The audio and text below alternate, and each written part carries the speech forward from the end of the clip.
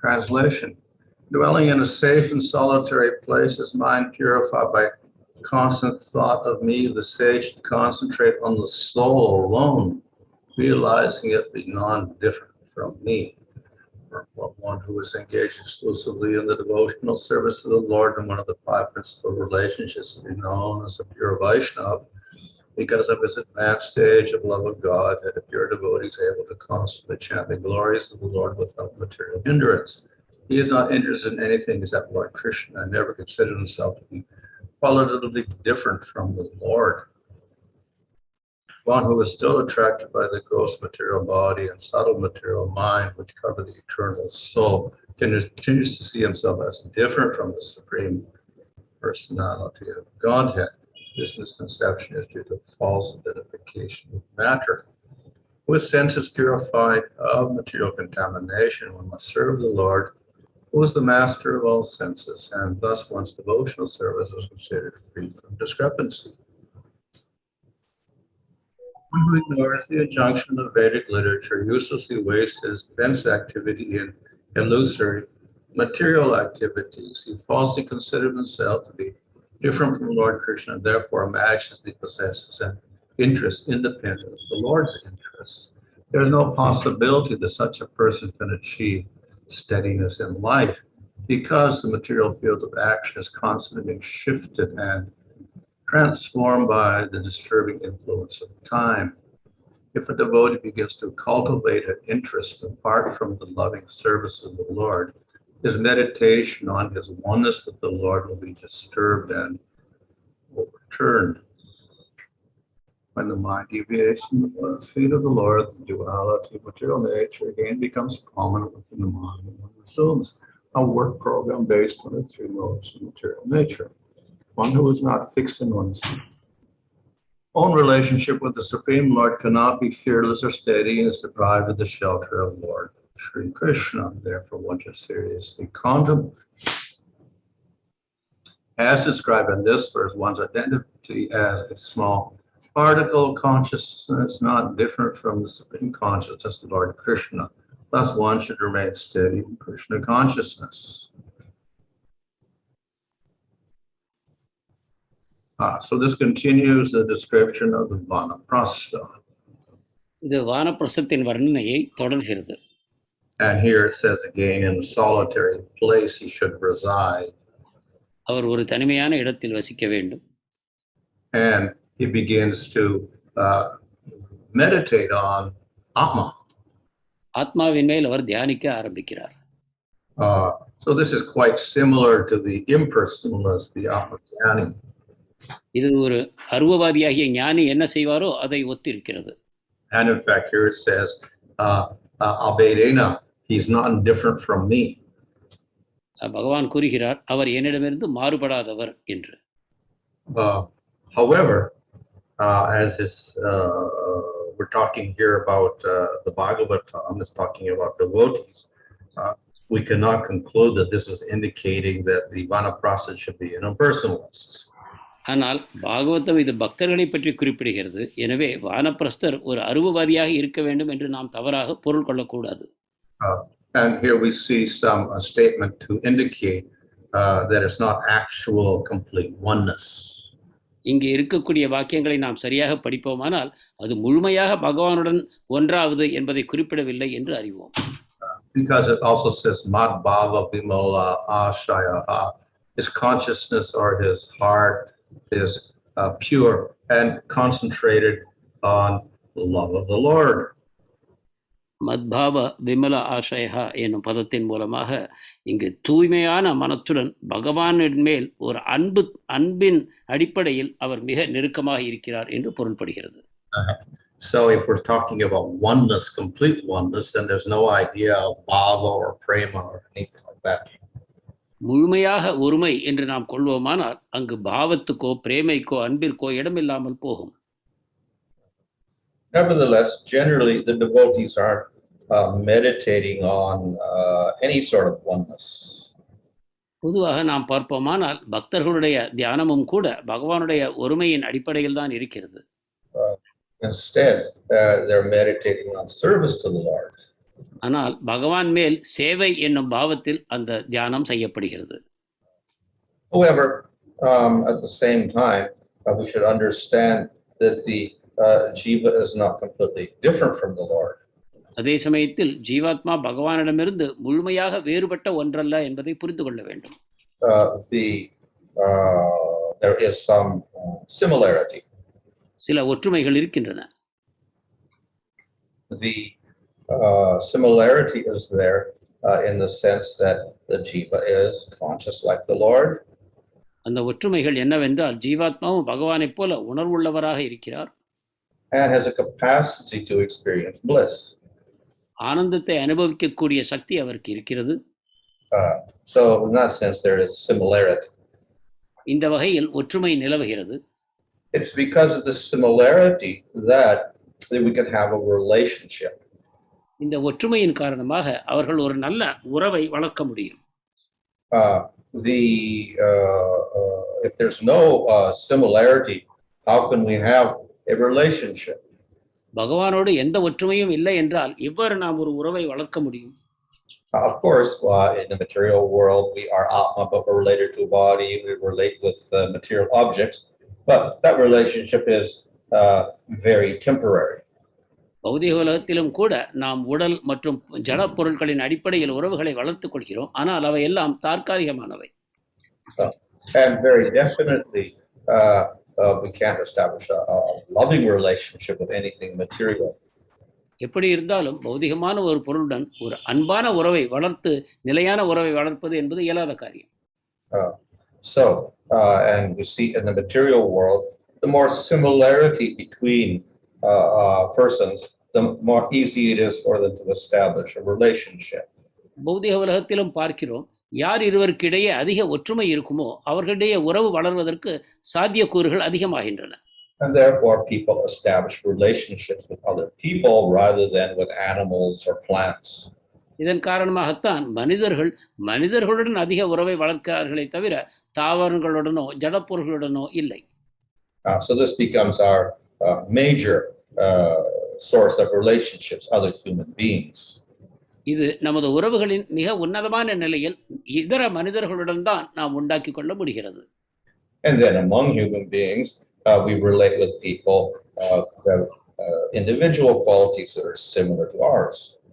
மனிதர்களுக்குள்ளும் நம்மை போன்ற குணாதிசயங்களை கொண்டவர்களுடனேயே நமது உறவு அதிகமாக உண்டாகிறது.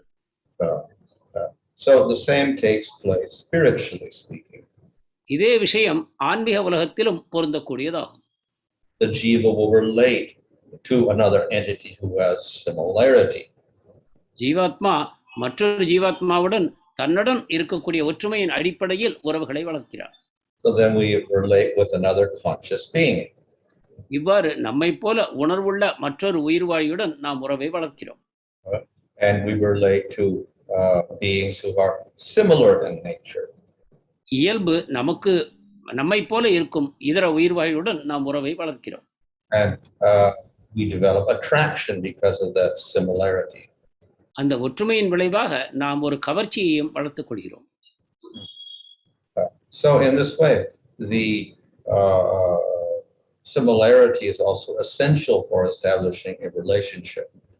இவ்விதமாக ஒரு ஒற்றுமையும் முக்கியமான காரணமாக அமைகிறது உறவை வளர்ப்பதற்கு. And because of this, in rasa, in terms of rasa, we establish relationships with other persons similar. So we're establishing a relationship with Kṛṣṇa, then we're also similar. We're cowherd people. Maharaj, can you say that again? We're similar to Kṛṣṇa. If Kṛṣṇa is a cowherd, then we become cowards. கிருஷ்ணருடனும் இதே அடிப்படையில் தான் நாம் ரசத்தை வளர்த்துக் கொள்கிறோம். கிருஷ்ணர் ஒரு இடைச்சிறுவனாக இருப்பார் என்றால் நாமும் இடைச்சிறுவராகத்தான் இருக்க வேண்டும்.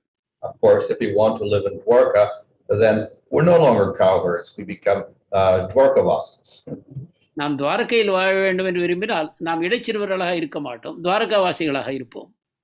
But then if the Dwarkavasi comes to Vrindavan, he's out of place. He doesn't fit there.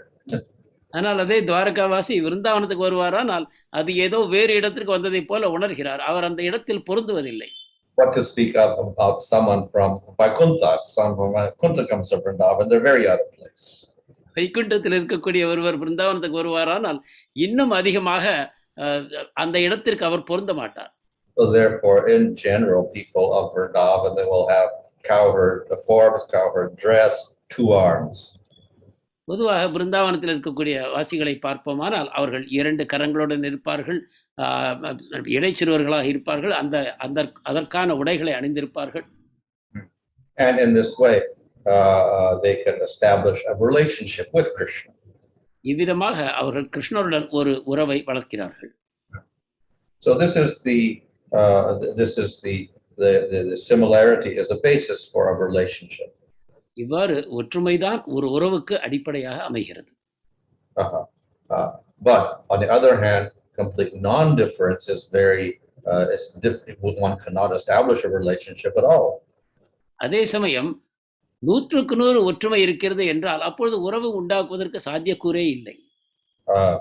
The basis of rasa is we have a vishaya and an asraya. We have a devotee and we have the object of love, the Supreme Lord. ரசத்திற்கு ஒரு அடிப்படை ஆශ්‍රயா மற்றும் விஷயா என்று அமைகிறது. ஆශ්‍රயம் என்பது பக்தர், அவருக்கு பகவான் மேல் உள்ள அன்பு, விஷயமாக பகவான் அமைகிறார். If that is absent, then there is no rasa. இது இல்லாத பட்சத்தில் ரசம் உண்டாவதற்கு வாய்ப்பில்லை. Of course, we have Supreme Lord, who is also called ātmānaṁ. He enjoys in himself, so that type of existence is there. But generally, we don't consider that to be rasa. உண்மையில் பரமபுருஷ பகவான் ஆத்மாராமர் தான். அவர் தனக்குள்ளேயே அனைத்து விதமான ஆனந்தங்களையும் அனுபவிக்கிறார். ஆனால் அதன் அடிப்படையில் நாம் ஒரு ரசத்தை உண்டாக்க முடியாது. So the relationship between the jiva and the Supreme Lord is one of rasa, because there is some difference. எனவே ஜீவனுக்கும் பரமபுருஷ பகவானுக்கும் இடையே இருக்கக்கூடிய உறவு ரசத்தின் அடிப்படையில் இருக்கிறது. அதற்கு காரணம் அவர்களிடையே ஒரு வேற்றுமையும் இருக்கிறது. So this is the very nature of rasa. There is some difference there. இதுதான் ரசத்தின் ஒரு முக்கியமான தாத்பரியமாகும். ஏதோ ஒரு வேற்றுமை இருக்கிறது. There's no difference, then we end up with impersonalism. வேற்றுமையே இல்லை என்றால் அருவவாதத்தில் போய் முடியும். So to think of this verse here talks about abhedena, ekam, etc. If it's complete non-difference, then that has no meaning. எனவே இங்கு அபேதம் மற்றும் அவர்களுக்கிடையே இருக்கக்கூடிய ஒற்றுமை என்பதை பற்றி பேசும்பொழுது வேற்றுமையே இல்லை என்று போனால் அது அருவவாதமாக முடியும். So therefore the non-difference is realized in the sense of similarity. எனவே வேற்றுமையின்மை என்பது எந்த விதத்தில் புரிந்து கொள்ள வேண்டும் என்றால் ஒற்றுமை அதிகமாக இருக்கிறது என்னும் அடிப்படையில். So in that way also we use the word sarupya, which means same form. So it doesn't mean we become Krishna, but we get a similar form. இதன் அடிப்படையில் தான் நாம் சாரூபியம் என்னும் பதத்தையும் பயன்படுத்துகிறோம். அதாவது கிருஷ்ணரை போன்ற ஒரு வடிவம் அவருக்கு கிடைக்கிறதை தவிர அவரே கிருஷ்ணர் ஆவதில்லை. And with that similar form, then we can establish rasa. கிருஷ்ணரை போன்ற ஒரு வடிவம் நமக்கு கிடைக்கும் பொழுது ரசத்தை ஏற்படுத்திக் கொள்ள முடியும். So the vanaprastha is goes to a solitary place, and because he must detach himself from his family, then he must do some intense practice to do the opposite, that is, concentrate on the Lord.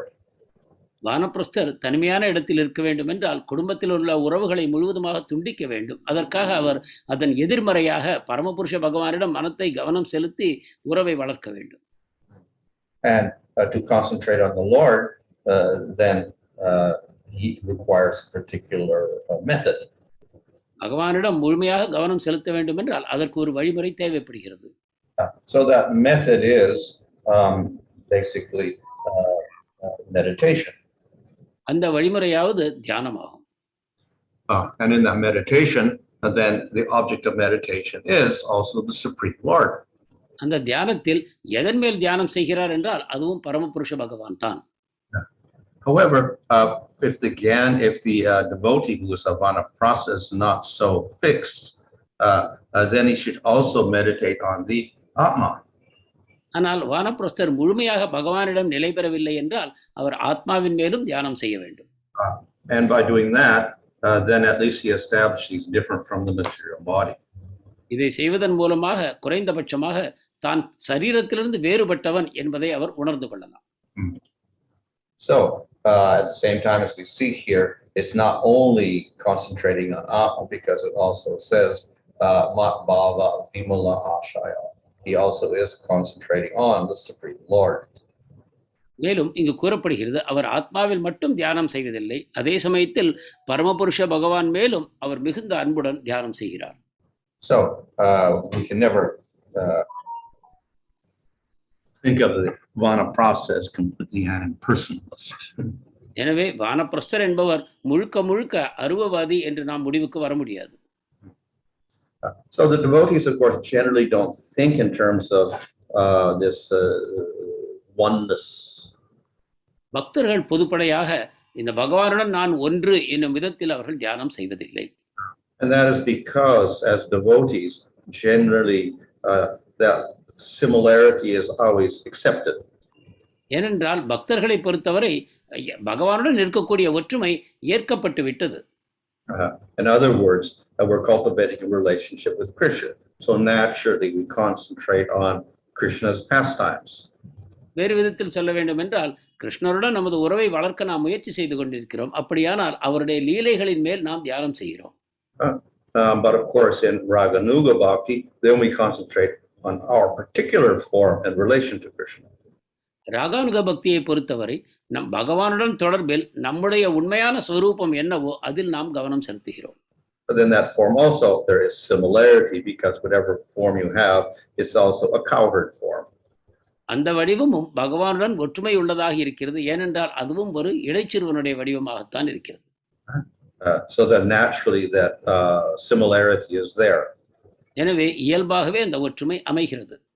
But even if we don't do that, we don't concentrate on a particular form, because we hear about the pastimes of Krishna, then naturally that similarity will arise. அவ்வாறு ஒரு குறிப்பிட்ட வடிவத்தில் நாம் தியானம் செய்யவில்லை என்று வைத்துக் கொண்டாலும் பகவானுடைய அந்த லீலைகளை பற்றி கேட்கும் பொழுது இயல்பாகவே அத்தகைய ஒரு வடிவம் நமக்கு வந்து அமைகிறது. There is a comparison given. இதற்கு ஒரு ஒருமைப்பாடு இங்கு கூறப்படுகிறது. The little bug gets trapped by the wasp. Maharaj? A little bug gets trapped and put in a hole by the wasp, and the wasp seals up the hole.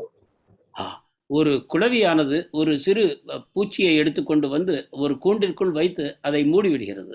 And the insect is afraid of that wasp, but is always thinking of the wasp. அந்த உள்ளிருக்கும் புழுவானது அந்த குளவியை பற்றி மிகவும் பயப்படுகிறது, எப்பொழுதும் அதை பற்றியே நினைத்துக் கொண்டிருக்கிறது. Eventually, then the bug is able to open the hole. When he comes out, he's also a wasp. இறுதியில் அந்த புழுவானது அந்த கூட்டை உடைத்துக் கொண்டு வெளியில் வரும்பொழுது அதுவும் குளவியாக மாறிவிட்டது. So by thinking of the wasp in fear, he became like a wasp. இவ்வாறு குளவியை பற்றி பயத்துடன் எப்பொழுதும் நினைத்துக் கொண்டிருந்த காரணத்தினால் அதுவும் குளவியாகிவிட்டது. So that example is used in the case of someone like Shishupal, completely thinking in fear of Krishna. இந்த உதாரணம் சிசுபாலனின் விஷயத்தில் கூறப்படுகிறது. அவர் எவ்வாறு கிருஷ்ணரை பற்றியே நினைத்துக் கொண்டிருந்த காரணத்தினால் கிருஷ்ணமயமாகிவிட்டார். So because of that concentration, even in fear, he got sarupya. பயத்தின் மூலமாக பகவானிடம் கவனம் செலுத்தியும் கூட அவர் சாரூபியத்தை பெற்றார். So of course that is a negative example in the sense of a fear, etc. But the devotees are devoted, so there's no fear there. பயத்தின் அடிப்படையான இந்த உதாரணம் ஒரு எதிர்மறை உதாரணமாகும். ஆனால் பக்தர்கள் அந்த வகையில் அல்ல, பக்தர்கள் அன்பின் மூலமாக பகவானிடம் தொடர்பு கொள்கிறார்கள். Concentrate on the form of Krishna with love, and then they will attain a similar type of form. பகவானுடைய வடிவத்தில் அன்பினுடன் அவர்கள் கவனம் செலுத்தும் பொழுது அவர்களுக்கும் அத்தகைய வடிவம் வந்து அமைகிறது. So that we could say is a natural result of their concentration and affection. இதுதான் அவர்களுடைய தியானம் மற்றும் அன்பின் விளைவாக வரக்கூடிய இயல்பான விளைவாகும். So because of their devotion, then naturally that form begins to develop. அவர்களுடைய பக்தியின் காரணமாக அந்த வடிவம் தானாகவே வளர்கிறது. So it is said that raganuga process of concentrating on your spiritual form, that is a way of quickening the process. எனவேதான் ராகானுக பக்தியில் அந்த வடிவத்தில் தியானம் செலுத்துவதன் மூலமாக அந்த வடிவம் விரைவில் நமக்கு வந்து சேர்கிறது என்று கூறப்படுகிறது. But then it naturally develops anyway. எப்படி இருந்தாலும் அது இயல்பாகவே வளர்ந்து கொண்டுதான் இருக்கிறது. So in this way, similarity naturally arises. இவ்வாறு அந்த இருவருக்கும் இருக்கக்கூடிய ஒற்றுமை இயல்பாகவே வெளிப்படுகிறது. And the devotee doesn't have to meditate in this way. I'm non-different from the Supreme Lord. I'm very similar to the Supreme Lord, etc. எனவே ஒரு பக்தர் எனக்கும் பகவானுக்கும் வேறுபாடு இல்லை, நான் அவரை போன்றவனே ஆவேன் என்ற வகையில் தியானம் செய்ய அவசியமில்லை. So, nevertheless, for people who are less advanced or not so developed in bhakti, then this type of method is recommended for them. எப்படி இருந்தாலும் அதிக முன்னேற்றம் அடையாதவர்களாக பகவான் மேல் பக்தியை வளர்த்து கொள்ளாதவர்களாக இருக்கும் பட்சத்தில் அவர்களுக்கு இந்த வழிமுறை பரிந்துரைக்கப்படுகிறது. Okay, Hare Krishna. Hare Krishna. Thank you, Maharaj. Request devotees to please put your questions on the chat box of Zoom and YouTube. பக்தர்கள் கேள்விகளை பதிய வேண்டும் என்று கேட்டுக்கொள்கிறோம். யூடியூபிலும் chat பாக்ஸிலும். Maharaj, you spoke about raganuga. I was just recalling about ragatmika bhakti, which is more for nitya siddhas. So sadhaka siddha performing raganuga bhakti and ultimately reaching Krishna's abode, does he still remain different in his existence from comparison to nitya siddha there? Because he's ultimately reached there. Is there still a difference upon his reaching back home, back to Godhead? ஒரு ராகானுக பக்தர் சாதனா பக்தியின் விளைவாக ஆன்மீக உலகத்தை சென்று அடைகிறார். ஆனால் ராகாத்மிகா பக்தர்கள் என்பவர்கள் நித்திய சித்தர்களாக எப்பொழுதும் அங்கேதான் இருக்கிறார்கள். இவ்வகையில் ராகானுக பக்தர் அங்கு சென்று சேரும் பொழுது அந்த இருவருக்கும் இடையில் ஏதாவது வேற்றுமை நிலவுகிறதா அல்லது அனைவரும் ஒன்றாகி போகிறார்களா? There's always a difference in the sense that with certain nitya siddhas, the principal ones, for instance, you can never become equal to Nanda or Yasoda or any of the major gopis. அந்த வேற்றுமை எந்த வகையிலும் நிலவத்தான் செய்கிறது. உதாரணமாக பார்ப்போமானால் சில முக்கியமான நித்திய சித்தர்கள் இருக்கிறார்கள். கோபியர்களை போன்று அல்லது நந்த மகாராஜா யசோதாவை போன்று அவர்கள் அந்த இடம் நித்தியமாக அவர்களை தக்க வைத்துக் கொண்டிருக்கிறார்கள். அந்த அவர்களுக்கு இணையாக நாம் ஆவதில்லை. So they have a very, very special position. அவர்கள் விசேஷமான தளத்தில் இருக்கிறார்கள். So the devotees can aspire for a position somewhat similar to that. எனவே பக்தர்கள் ஓரளவு அதை போன்ற ஒரு தளம் வேண்டும் என்று ஆசைப்படலாம். So of course in the spiritual world nobody distinguishes, oh, you were from the material world. They don't think like that. ஆனால் ஆன்மீக உலகத்தில் யாரும் ஓ நீ பௌதிக உலகத்திலிருந்து வந்திருக்கிறாய் என்ற விதத்தில் வேற்றுமை பார்ப்பதில்லை. So that type of distinction is not there. The sadhana siddhas are second-class devotees and nitya siddhas are first-class devotees. Such a distinction is not there. அத்தகைய வேற்றுமை அங்கு காணப்படுவதில்லை. சாதனா சித்தர்கள் நித்திய சித்தர்களிலிருந்து வேறுமைப்பட்டு தாழ்ந்தவர்கள் என்னும் விதமாக அங்கு வேற்றுமை பார்ப்பதில்லை. But there are distinctions based upon the intensity of their prema. ஆனால் அவர்களுடைய பிரேமையின் தீவிரத்தின் அடிப்படையில் வேற்றுமை இருக்கத்தான் செய்யும். So for each rasa, we have those devotees who are closest and highest, the most exalted, like the gopis. One group is the highest. Then we have a second level of gopis, and we have a third level of gopis, etc. So for all of the rasas, the similar will have different groups. எனவே ஒவ்வொரு ரசத்திலும் உன்னதமான தளத்தில் என்று சிலர் அமைவார்கள். உதாரணமாக கோபியர்களில் ஒரு குழு இருக்கும். அவர்கள்தான் கிருஷ்ண பிரேமியில் மிக உன்னத நிலையில் இருப்பார்கள். மற்ற குழுக்களும் இருக்கும். அவை அந்த ரசத்திலிருந்து சிறிதளவு தாழ்ந்த விதத்தில். இந்த வகையில் பல வகையான குழுக்கள் இருக்கும் அவரவர் பிரேமையின் தீவிரத்தின் அடிப்படையில்.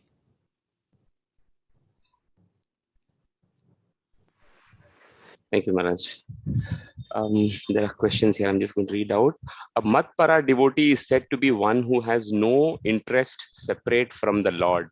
Question is, how does one recognize that he is qualified for this stage, that he is not speculating, that whatever he does is the plan of the Lord? மத்பரா பக்தர் என்பவர் பகவானுடைய இச்சையை விடுத்து அவருக்கென்று தனியாக ஒரு இச்சை இல்லாதவராக ஆகிறார். ஆனால் இதை எவ்வாறு ஒருவர் புரிந்து கொள்ள முடியும்? உதாரணமாக நாம் நினைப்பதுதான் பகவானுடைய திட்டம் என்று நாம் தவறாக கொள்ளக்கூடாது. Well, the term itself has a broad usage. It can be applied to a lot of different types of devotees. இந்த பதத்திற்கு பல வகையான பொருள்களை கொள்ளலாம். பல வகையான பக்தர்களுக்கும் இது பொருந்தும் வகையில் அதை நாம் அர்த்தம் காண முடியும். But we can say that generally would refer to one who's practicing pure bhakti. ஆனால் பொதுவாக இதை தூய பக்தி பயிற்சி செய்பவருக்கு மட்டும் நாம் இதை பொருத்தி பார்க்க முடியும். Or one who's practicing pure bhakti and has reached a certain level of advancement. தூய பக்தி செய்து ஒரு குறிப்பிட்ட அளவு முன்னேற்றம் அடைந்தவர் என்றும் கூறலாம். Or if we want to take it in the most exclusive sense, we can say one who has prema. அல்லது பிரேமையினில் இருப்பவருக்கு மட்டும் இது பொருந்தும் என்றும் நாம் கூறலாம். So of course, if the person is on prema, then there is no question of any other thoughts or any other interests. ஒருவர் பிரேமையில் இருக்கிறார் என்றால் பகவானை தவிர அவருக்கு வேறு ஒரு எண்ணம் இருக்கிறது, வேறு ஒரு ஆர்வம் இருக்கிறது என்பதற்கு இடமே இல்லை. But if one is practicing sadhana as in pure bhakti, then obviously he's not at the highest stage, and therefore there are some impurities or some distracting elements. ஆனால் தூய பக்திக்கான சாதனை செய்கின்ற தளத்தில் அவர் இருப்பாரேயானால் அவர் முழுமையாக இன்னும் தூய்மை அடையவில்லை. எனவே அவருக்கு பகவானை தவிர்த்த வேறு சில எண்ணங்களும் இருக்கக்கூடும். But as one advances, those things become less and less. ஆனால் அவர் மேலும் மேலும் முன்னேறும் பொழுது அத்தகைய வித்தியாசங்கள் குறைய ஆரம்பிக்கும். So the devotee makes the endeavor in all times to concentrate on the Lord. எனவே ஒரு பக்தர் எப்பொழுதும் பகவானிடம் முழுமையாக கவனம் செலுத்துவதற்கு முயன்று கொண்டிருக்கிறார். And the more advanced he is, then the less he is distracted by material things. அவர் முன்னேற முன்னேற பௌதிகமான பொருட்கள் அவருடைய கவனத்தை திருப்புவது குறைகிறது. Our intelligence is contaminated by matter. Thus, the pure Vishesha does not manifest in our intelligence at this time. How can one use one's independent free will to get out of this material contamination and develop rasa for the Lord? ஜடத்தால் நமது புத்தியானது கலங்கப்பட்டிருக்கிறது. இத்தகைய நிலையில் தூய எண்ணங்கள் நமக்கு தோன்றுவதற்கு வாய்ப்பில்லை. ஒருவர் தன்னுடைய தனிப்பட்ட சுதந்திரத்தை பயன்படுத்தி இந்த களங்கத்திலிருந்து எவ்வாறு விடுபட முடியும்? What is this about Vishesha? I think maybe it's a typo mistake, Maharaj. Maybe it is Vishaya. We're not able to develop pure Vishaya. Vishaya? Pure. Vishaya in the sense of Ashraya and Vishaya, Maharaj. That sense. That sense, yeah. So what is the question? Because our intelligence is contaminated by matter, how we can use our own independent free will to get out of this material contamination and develop rasa for the Lord? Well, the qualification is faith. இதற்கான தகுதி நம்பிக்கையாகும், விசுவாசமாகும். So even if we have faith, obviously we do have the influence of maya. ஆனால் நமக்கு விசுவாசம் இருக்குமானாலும் கூட மாயையின் தாக்கமும் இருக்கிறது. But we do have some faith in the existence of the Lord and faith in the scriptural conclusions. ஆனால் பகவானுடைய இருப்பிலும் சாஸ்திரங்களின் தீர்வுகளிலும் நமக்கு நம்பிக்கை இருக்கிறது. And therefore we're willing to follow them. எனவே அவற்றை பின்பற்ற நாம் தயாராகிறோம். And we use the intelligence for that. நமது புத்தியை அதற்கு பயன்படுத்துகிறோம்.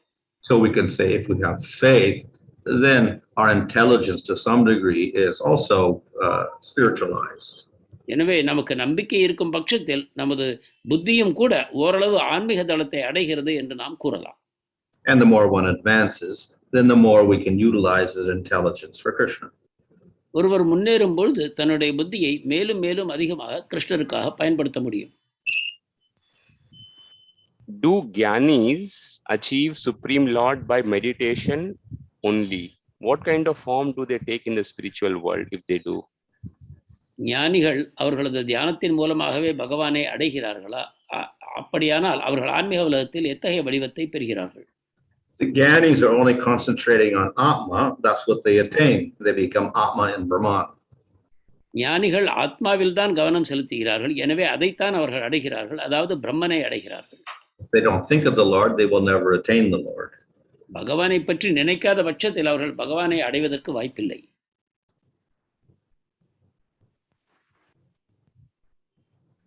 while preaching, we see some devotees who have faith in the Lord inspire other devotees, but they themselves do not chant 16 rounds. How to understand this?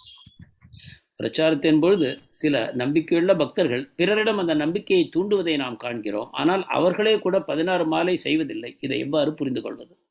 Well, anyone can preach and inspire another person, but then of course there's a limit as well. யார் வேண்டுமானாலும் மற்றவருக்கு பிரச்சாரம் செய்து அவரிடம் நம்பிக்கையை தூண்ட முடியும். ஆனால் அதற்கு ஒரு வரையறை இருக்கிறது. So our faith is at one level and we can inspire people up to that level at least. நமது நம்பிக்கை எந்த தளத்தில் இருக்கிறதோ அந்த தளம் வரைக்கும் மற்றவரிடம் நம்பிக்கையை நாம் ஊட்ட முடியும். But if the person wants to go further than that, then he will have to get a person who has better faith. ஆனால் நாம் யாருக்கு பிரச்சாரம் செய்தோமோ அவர் அந்த தளத்திலிருந்து மேலும் முன்னேற ஆசைப்படுவாரானால் அதிக நம்பிக்கை உள்ள ஒருவரை அவர் அணுகத்தான் வேண்டும்.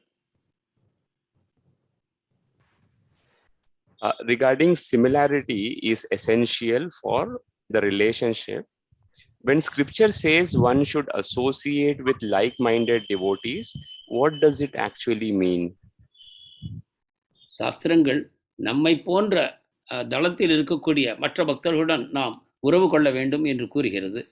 மேலும் பகவானுடைய நம்முடைய ரசமானது உறவின் அடிப்படை ஒற்றுமையின் அடிப்படையில் அமைந்திருக்கிறது என்றும் கூறப்பட்டது. இதை விளக்க வேண்டும். That would mean associate with Krishna devotees who read Bhagavatam. அதாவது கிருஷ்ண பக்தர்களுடன் நாம் உறவு கொள்ள வேண்டும், பாகவதத்தை படிக்க வேண்டும்.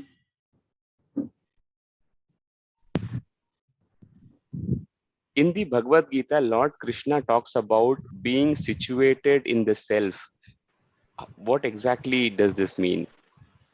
பகவத்கீதையில் கிருஷ்ணர் தன்னில் நிலை பெற வேண்டும் என்று கூறுகிறார். இதை எவ்வாறு புரிந்து கொள்ள வேண்டும்? So these are in the chapters about jnana and sankhya, etc. இவையெல்லாம் ஞானம் சங்கியம் என்னும் தொடர்பில் பகவானால் கூறப்பட்டவை. So in other words, one understands one is not the body, one is the atma. அதாவது ஒருவர் தான் இந்த உடல் அல்ல ஆத்மா என்று புரிந்து கொள்ள வேண்டும். And one develops satisfaction in identifying with atma, not the body or the senses. தன்னை ஆத்மாவுடன் தொடர்பு படுத்திக் கொண்டு நான் உடல் அல்ல புலன்கள் அல்ல என்னும் பொழுது அவருக்கு ஒரு திருப்தி உண்டாகிறது. So the jnani becomes fixed in understanding he is atma. அந்த நிலையில் ஒரு ஞானி நிலையான தன்மையை பெறுகிறான். நான் ஒரு ஆத்மா என்று உணர்கிறான். And then he's not affected by anything in the material world. அப்பொழுது பௌதிகமான செயல்பாடுகளால் அவன் பாதிக்கப்படுவதில்லை. There is this question, Maharaj, on from YouTube. Slightly vague, but I'm just trying to read that. In the temple, Lord Kṛṣṇa is in Aishwarya mood, but want to meditate on Kṛṣṇa in cowherd form. How can we meditate? How can we do that in the Vrindavan mood? கோவிலில் விக்கிரகமாக பகவான் ஐஸ்வர்ய பாவத்தில் இருக்கிறார். ஆனால் நாமோ விருந்தாவனத்திற்கான பாவத்தை வளர்த்து கொள்ள வேண்டும் என்று ஆசைப்படுகிறோம். அப்பொழுது அந்த விக்கிரகத்தின் மூலம் நாம் எவ்வாறு தியானிக்க வேண்டும்? So the deity form in the temple is somewhat in Aishwarya, but not completely. கோவிலில் உள்ள விக்கிரகம் ஓரளவுக்கு ஐஸ்வர்ய பாவத்தில் இருக்கிறது, ஆனால் முழுமையாக அல்ல. In other words, if the Lord was in Vaikuntha or even in Dwarka, he wouldn't be playing a flute. அதாவது அவர் வைகுண்டத்திலோ துவாரகையிலோ இருக்கிறார் என்றால் அவர் கையில் புல்லாங்குழல் இருக்காது. Or be wearing a peacock feather. அல்லது மயில் இறகை அவர் அணிந்து கொண்டிருக்க மாட்டார். Or be surrounded by gopis. அல்லது மேலும் கோபியர்களால் சூழப்பட்டிருக்க மாட்டார். So though our mood is somewhat Aishwarya, it is not completely Aishwarya. எனவே ஓரளவு ஐஸ்வர்யத்தை நாம் கோவிலில் விக்கிரகங்களிடம் காண்போமானாலும் கூட அது முழுமையான ஐஸ்வர்யம் அல்ல. Maharaj, in this verse, we saw how Kṛṣṇa is describing to be steady in your Kṛṣṇa consciousness. So how can we actually practically remain fixed, steady in Kṛṣṇa consciousness, and at what level does this take place? நாம் எவ்வாறு கிருஷ்ண உணர்வில் எப்பொழுதும் ஸ்திரமாக நிலைத்திருக்க முடியும்? அது எத்தகைய வளர்ச்சியில் உண்டாகிறது? Well, steadiness is called nishtha. பகவானிடம் ஸ்திரமாக இருப்பது நிஷ்டை என்று கூறப்படும். So one reaches that stage by sadhana and going through anartha nivritti. அது சாதனை செய்வதன் மூலமாக அனர்த்த நிவர்த்தியை கடப்பதன் மூலமாக எய்தப்படுகிறது. So it is achieved by proper sadhana. அதாவது சரியாக சாதனை செய்வதன் மூலமாக அந்த ஸ்திரமான நிலை எய்தப்படும். So that will include chanting, association with devotees, hearing and studying Shastra. அதற்காக நாம ஜபம், பக்தர்களுடைய சங்கம், சாஸ்திரங்களை பற்றி கேட்பது இவற்றை செய்ய வேண்டும். So by these means, the anarthas are dissipated, and it's the anarthas which cause the unsteadiness. So when the anarthas are destroyed, then we get to the stage of steadiness. இவற்றின் மூலமாக அனர்த்தங்கள் நீக்கப்படுகின்றன. அனர்த்தங்கள் தான் நமக்கு மனச்சிதறலை உண்டாக்குகின்றன. அவை நீக்கப்பட்டவுடன் நாம் ஸ்திரமாக பகவானுடைய உணர்வில் லயித்திருக்க முடியும்.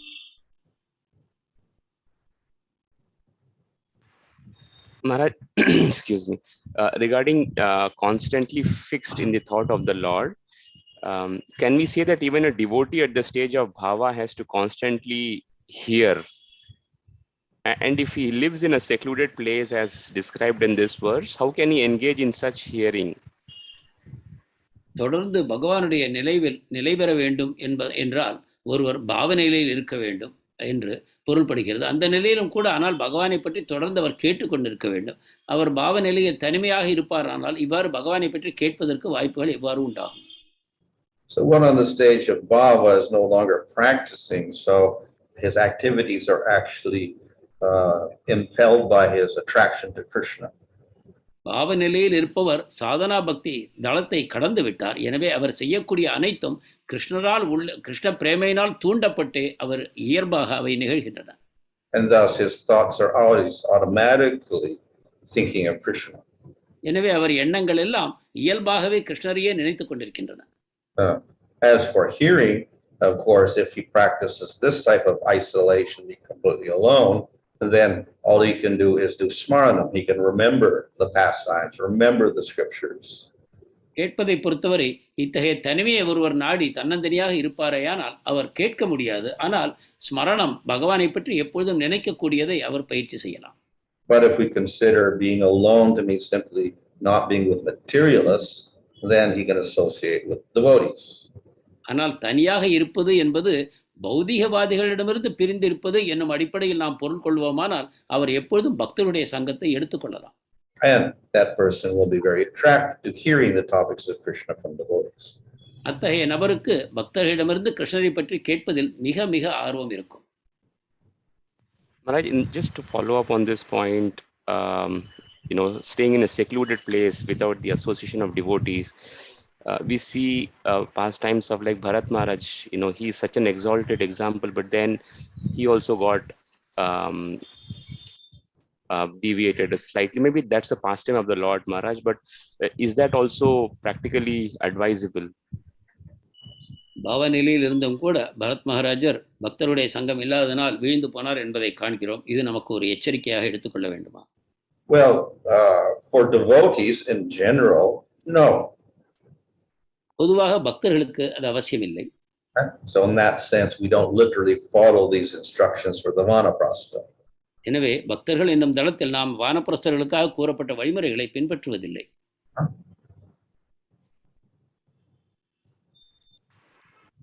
Okay, just give me a second, Maharaj. I'm just checking if there are any other questions, please.